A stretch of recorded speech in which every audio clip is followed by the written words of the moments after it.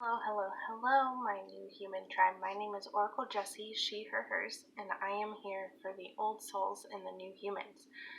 Today, when you're watching this, it's going to be Thursday, which means this is a video for our free new human course. So, in the past few weeks, I've covered some rituals that might be helpful for new humans as they are becoming more themselves, becoming more loving, compassionate human beings that are going to propel the earth forward in raising the consciousness of the earth and bringing the new earth energy into the planet.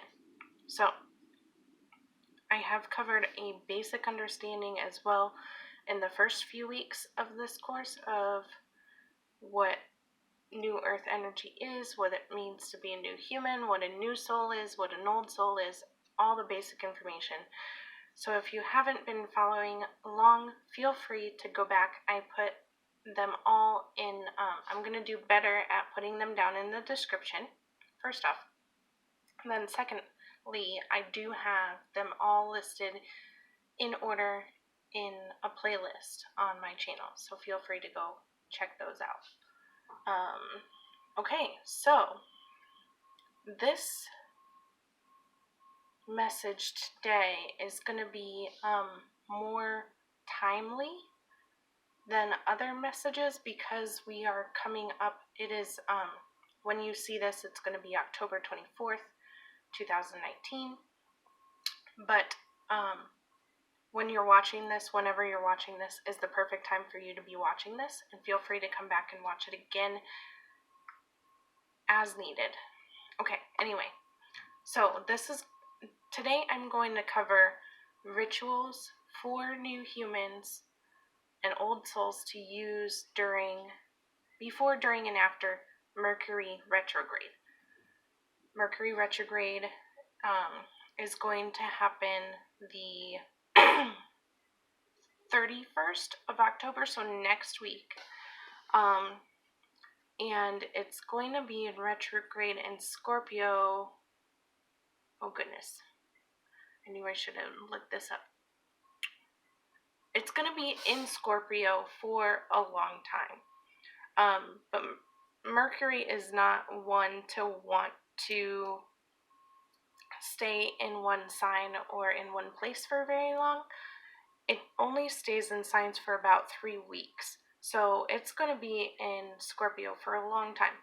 I'm sorry, I don't know when it's going to go direct. I'm not that good of an astrologer. So feel free to look that up, and I will try to put it in the description box below. But during this Mercury retrograde season, as we're moving into this new earth energy, it's going to affect people in different ways. And it's totally fine because a lot of people think that, blame a lot of things on Mercury retrograde, right? So they think things go bad during Mercury retrograde. They think it's just bad energy, things are going wonky, nothing can go right. But that's not necessarily true.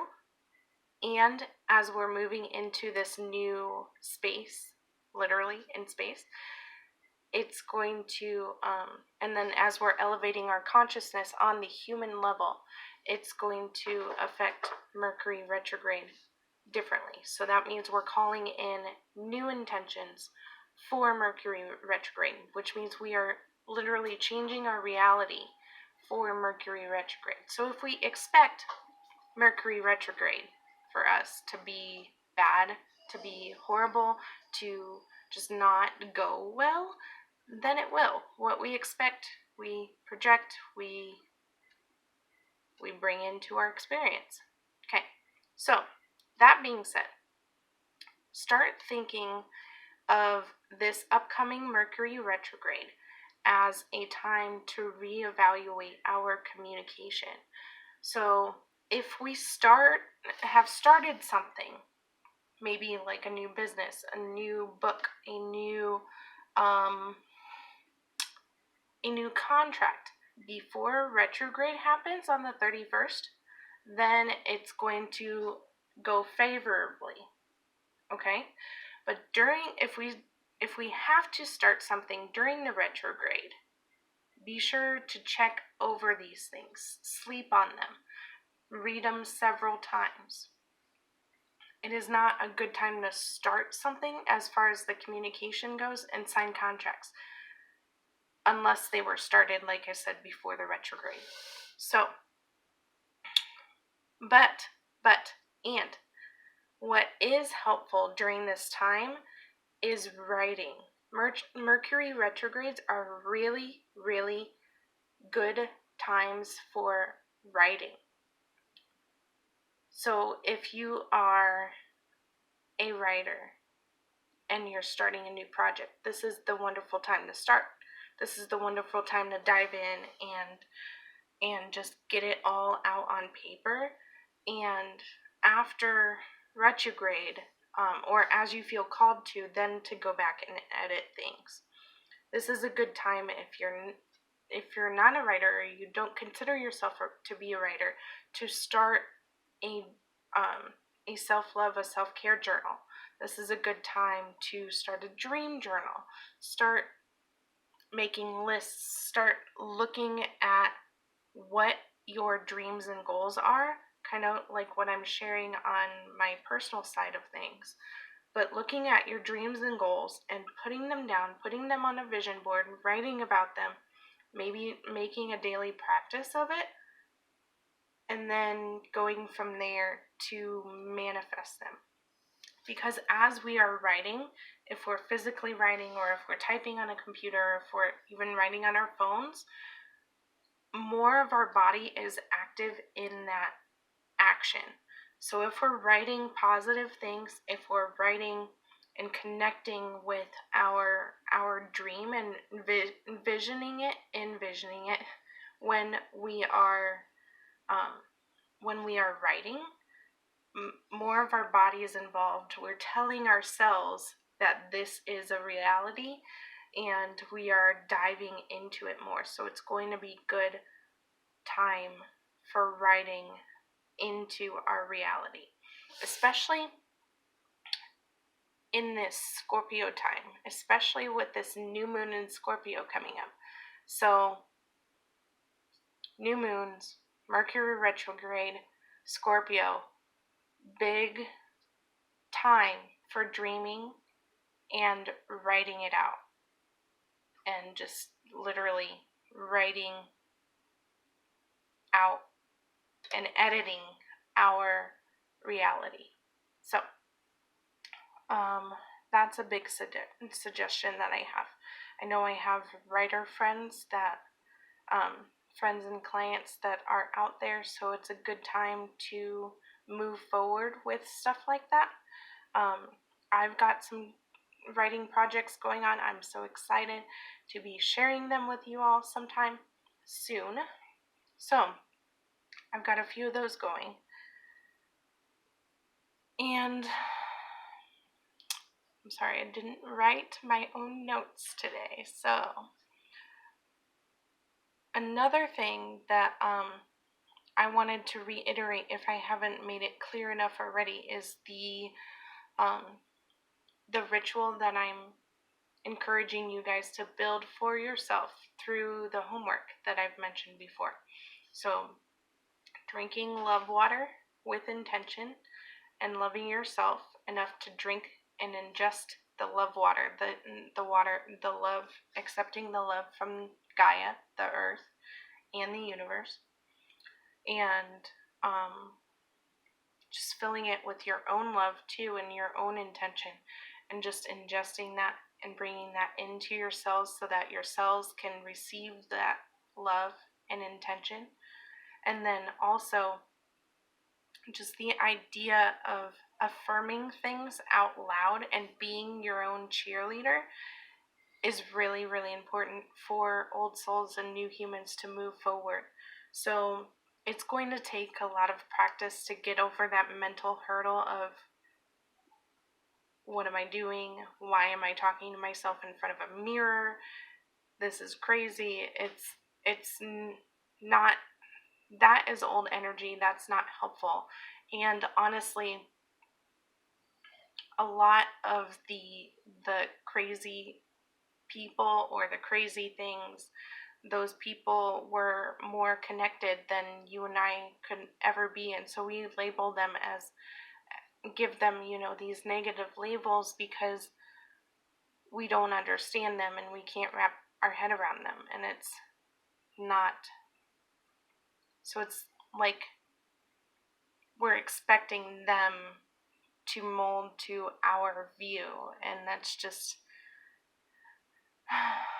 a rabbit hole to get into, so I'll not get into it too much, but it's just projecting your expectations on others, and just society in general does that.